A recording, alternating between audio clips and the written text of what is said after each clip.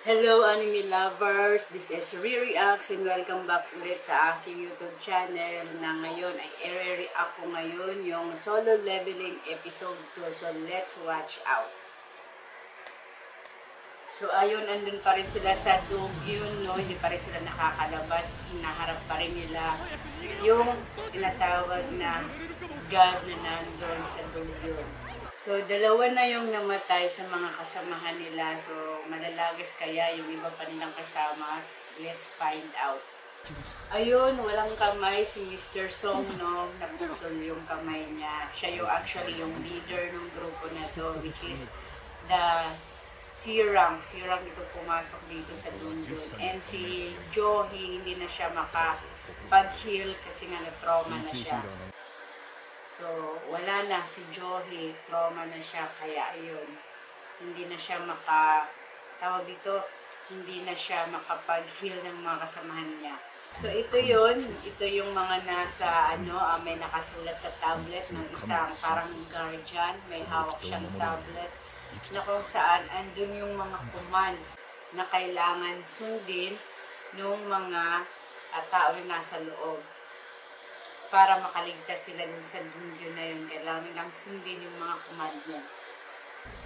So ito, may Milky Way, para siyang Milky Way gate, no, na nag-open sa mundo nila. And ito yung mga hunters na pinatawag. Ito yung si God, ayan, siya yung actually pumatay dun sa dalawang kasama ni Jinwoo dun sa bida. Ito yung sister ni Jinwoo, no? So, itong babae na to, yung may nunal dito, hindi ko alam kung anong character niya kasi actually hindi ako nagbabasa ng manhwa kasi gusto ko talagang ma-excite. Gusto kong ma-excite sa mga mangyayari dito sa animation na ginawa nila.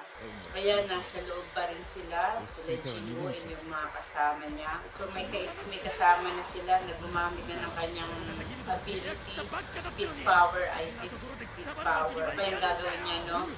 Gusto niya lumabas ng game. Wala! Oh! Wala, naputol yung mga paa. Nawala yung katawan ng kasama nila. Putol yung paa. Kakakot yung God, no? Yan, no? Yung mata ng God, tingnan mo. Lang nagkaapoy siya. So, may naalala, no? Nagtanong si Jinwoo doon kay Song kung ano ba yung nakasulat doon sa tablet. So, yung Dongyun is may sarili siyang rules, kailangan sundin ng mga nasa loob kasi kung hindi, pwede silang patayin ito. Wala, nakatingin sa kanya yung God na nilisik yung mata. Wala ulit yung apoy sa mata niya, para may laser fire yung mata ng nung statue. Ayun, na-figure out ni Jinwoo na kailangan nga nilang sundin yung commandments na nandun sa tablet. And ayan, ginawa niya na yung isa sa mga commandments, which is yung sumamba. Kaya ayan, nakabaw yung head niya. Ginaya na rin siya ng mga kasama niya. Ano kaya mangyayari? So, biglang nawala yung parang alam mo, ngiti na yung God. Nagbago yung expression ng God statue na yun, biglang nakangiting, creepy, nakakatakot. So, safe na kaya sila dahil nga ayun, nagawa na nila yung isang nasa commandment. So, tingnan natin. Oh, bumalaw yung statue na nakangiti. Wala, tumayo siya. Kala ko tapos na rin. Di ba pala, kasi na kayang gagawin ng statue at bigla na siyang tumayo. Wala pa pala sa kanila yung statue na nakangiti. Hindi nila alam kung ano ba yung nalagay yung gagawin nilang commandment. Tapang itong isa kasi mapalapit na siya din sa God. Wow! Nag-pray siya. Ano kayang gagawin sa kanya? Kasi nag-pray siya bigla. Oh! Wala, creepy nakangiti. Ang creepy naman nakangiti. Uy, akakan siya. Wala, inapakan. Inapakan yung kasama na Jinwoo ng matay nila. Tatlo. Pati yung babae, wala na din. Oh. So, ayun. Lumakbo yung mga kasama ni Jinwoo, pati na din siya. Kasi nga, pwede silang patayin ng statue. Lalo na hindi nila alam kung anong next command. Ala, patay pati si Mr. Park. Nahati, sige na.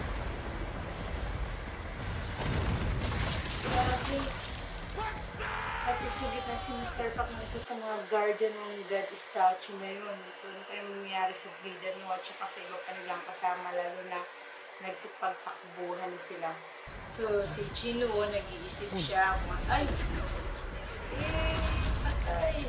So, ayun, naisip ni Jinwoo na instruments yung next na command. Kaya ayun, sinabi niya sa mga kasamahan niya na tumakbo kayo, pupunta doon sa ano.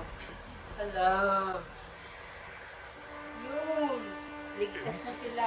So, makakaligtas kaya yung iba pang kasama nila, Jinwoo, lalo na binigyan niya ng parang hint kung ano yung next na gagawin nila, which is puntahan lahat ng mga statue na may hawak ng mga playing instruments. So, si Jinwoo at saka si Joey, nandiyan sila sa isang, ayun, umalis si Jinwoo, bigla na lang nag-lightning. So, ibig sabihin, hindi pwede ang dalawa sa statue, hindi siya mag-activate, kailangan isa lang. So, binigay ni Jinwoo yung isang statue kay Joey para lang hindi siya, tawag dito, hindi sila patayin. Nung gano'n siya, takbo siya ng takbo para maghanap ng statue na kung saan merong hawak na playing instrument. So, wakas may nakita din siya, no? Kaso, andyan na yung ano, wala, gumagapang na lang siya. Naapakan na siya. So, yung bida, inapakan na ng God statue, ano yung nangyayari sa kanya, no? Finally, nakaabot siya doon sa statue na may instrument. So, safe na siya. Ano kayo nakita? Ano kayo nakita ni Joey? Wala. Walang paa. Putol na yung paa ng bida. So, ayan, i-heal niya, ma-heal kaya yan. So, yan, nag-earthquake yung loob ng room yun. So, may lumabas na altar sa gitna. Ano kaya yung altar na yan? Okay, yung third commandment is faith. Ano ba yung faith na yun? Alam, yung leader nila, feeling ko parang isa-sacrifice nila to. Kasi ano na siya ng nung isa nilang parang sub-leader, tinutukan na siya ng sword sa leeg. So, kailangan nila ng sacrifice para sundin kung ano yung nasa rules, yung command ng statue. Ayun, pumasok na si Mr. Song. Ano yung nangyayari? Bakit may apoy, no? Bigla na lang nagkaroon ng apoy pagkapasok ni Mr. Song. So, nag-iisip si Jinwoo kung ano ba talaga ang gagawin nila, ano ba talaga ang commands na yun. Ayun, pati na rin si Jinwoo pumasok na rin sa altar. So, ano kayang mangyayari sa kanila dyan, no? Lalo na andyan na sila. So, ano kaya ang gusto ng God na yan? Ano kayang mangyayari sa kanila, no? Kasi pumasok na dyan sila sa biglang lumabas na altar sa loob ng Donggyeon. So, ano kaya ang gusto na command na gusto ipagawa ng mga statue na yun, lalo yung God statue na yun, na pag humingiti, sobrang creepy. Okay, so pati yung dalawa pinapapasok niya. So, buo na, nakumpleto na. Ala! Bigla na lang nagkaroon ng blue fire. Yung nabuksan din yung pinto. So, pwede na kaya silang lumabas or hindi. Wala, yung mga statue, nag-start na ulit silang gumalaw. Labas na kayo dyan. So, kailangan na nilang lumabas, lalo na naka-open naman na yung gate eh. Sino kaya? So, anim na lang sila. Yung babae, hindi na makahinga. Wala. Ayun, nakaligtas yung babae. Yun. Yes, nakaligtas yung babae. 5 na lang silang natitira sa loob kasi yung babae nakaalis na, iniwan na sila. Ano kayang mangyayari dyan sa 5? So, si Jinwoo hindi niya alam kung trap ba yung mangyayari or what. Lalo na naka-open na yung gate bigla. Wala. Ano ginawa mo? Shit. Ito yung lalaki, lumayas na din, nakaalis na din. So, 4 na lang sila. Si Jinwoo kasi hindi na siya makakatakbo palabas ng gate, lalo nagputol na yung isa niyang paa, may hirapan siya. Ayan, umiiyak na yung isa yung sub-leader nila. Parang hindi niya na kaya na mag-stay dyan.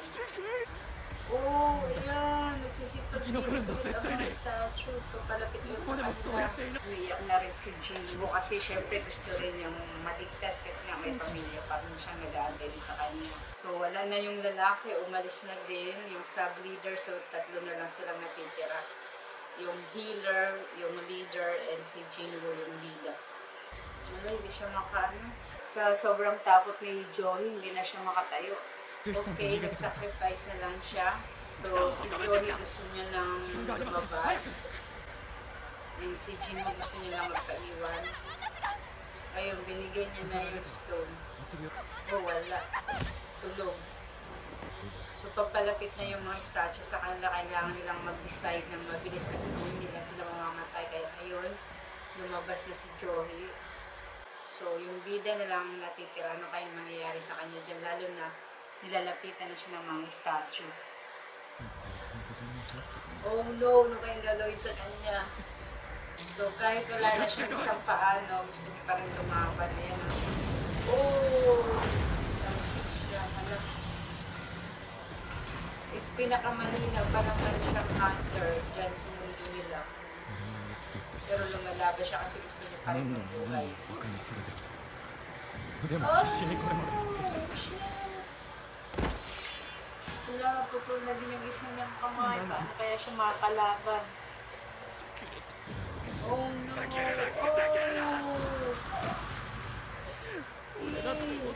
Chinap-chap na siya. Oh! Wala. Patay na si Jinwoo. Chinap-chap siya ng mga guardian ng God statue. Sumuka na siya ng dugo. Oh no! Sword. So, ano kayong mangyayari dito kay Jinwoo mula na chinap-chap na siya ng mga ano? Ah! Patay. Oh no! Oh! Patay si Jinwoo. Ayun na. Oh! Kasi wala na siyang choice. Ayan na. Oh no! Oh! Ouch! So, ano kayang nangyari sa kanya, no? Oh, may notification na lumabas. So, to be a player, will you accept? Will you accept daw? Ah. So, feeling ko in-accept niya kasi nag-lightning yung yes button. So, abangan natin ang episode 3 ulit ng Solo Leveling. So, if you like my reaction, please give me a thumbs up and subscribe to my YouTube channel for more animes reaction. So, see you again on my next reaction.